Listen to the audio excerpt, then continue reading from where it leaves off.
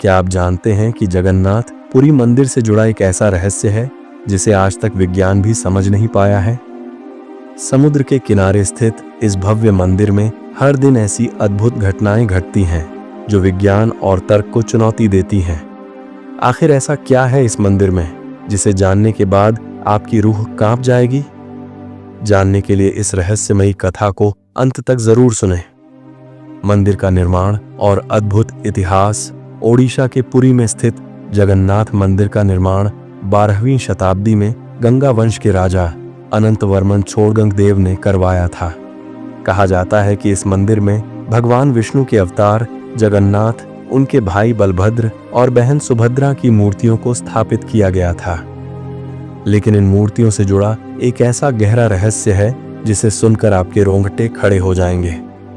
कहते हैं कि भगवान जगन्नाथ की मूर्ति को न तो किसी इंसान ने बनाया था और न ही इसे किसी पत्थर या लकड़ी से तराशा गया था। प्राचीन कथाओं के अनुसार स्वयं भगवान विष्णु के आदेश पर विश्वकर्मा ने इसे तैयार किया था। लेकिन इस मूर्ति निर्माण से जुड़ा एक गुप्त रहस्य भी है। कहा जाता है कि जब विश्वकर्मा मूर्ति का निर्माण कर रहे थे तो राजा को आदेश दिया गया था कि वे निर्माण प्रक्रिया के दौरान अंदर न जाएं। लेकिन राजा ने अधीर होकर जैसे ही दरवाजा खोला, विश्वकर्मा तुरंत गायब हो गए और मूर्तियां अधूरी रह गईं। यही कारण है कि आज भी भगवान जगन्नाथ की मूर्ति अधूरी अवस्था में ही पूजी जाती है। जगन्नाथ पुरी मंदिर के सामने फैला विशाल समुद्र सदियों से एक अनोखा नियम मानता है। दिन के किसी भी समय जब आप मंदिर के सिंहद्वार पर खड़े होंगे तो आपको समुद्र की लहरों की आवाज सुनाई नहीं देगी। लेकिन जैसे ही आप मंदिर से बाहर निकलेंगे, समुद्र की गूंजती हुई लहरें सुनाई देने लगती हैं।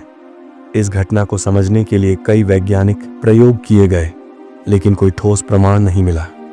आखिर ऐसा क्यों होता है, ये आज भी एक रहस्य है।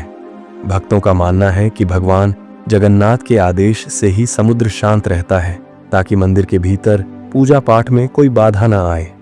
ध्वज का उल्टा फहरना एक चमत्कार या रहस्य। इस मंदिर की सबसे रहस्यमयी बात यह है कि इसके शिखर पर फहरने वाला ध्वज सदैव हवा के विपरीत दिशा में लहराता है।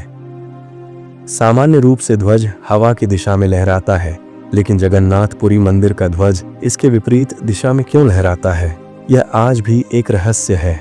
और सबसे चौंकाने वाली बात यह है कि इस ध्वज को हर दिन बिना किसी सहारे के एक पुजारी 45 मंजिला ऊंचाई पर चढ़कर बदलता है।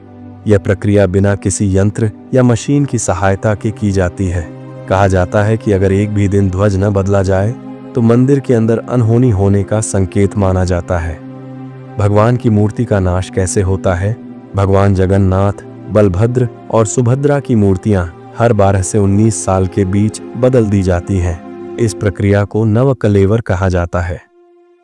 जब नई मूर्तियों को स्थापित किया जाता है तब केवल 3 लोगों को ही इस प्रक्रिया को देखने की अनुमति होती है। मुख्य पुजारी, राजा का प्रतिनिधि और एक वरिष्ठ संत। मूर्ति बदलते समय मंदिर के अंदर इतनी ऊर्जा होती है कि वहां उपस्थित पुजारियों को भी अपनी आंखें बंद रखनी पड़ती हैं। मान्यता है कि अगर कोई मूर्ति बदलते समय इस प्रक्रिया को देख ले तो उसकी मृत्यु निश्चित है। मंदिर की छाया का रहस्य। इस विशाल मंदिर की कोई छाया नहीं पड़ती। दिन के किसी भी समय सूर्य चाहे जिस दिशा में भी हो, मंदिर की छाया पृथ्वी पर दिखाई नहीं देती।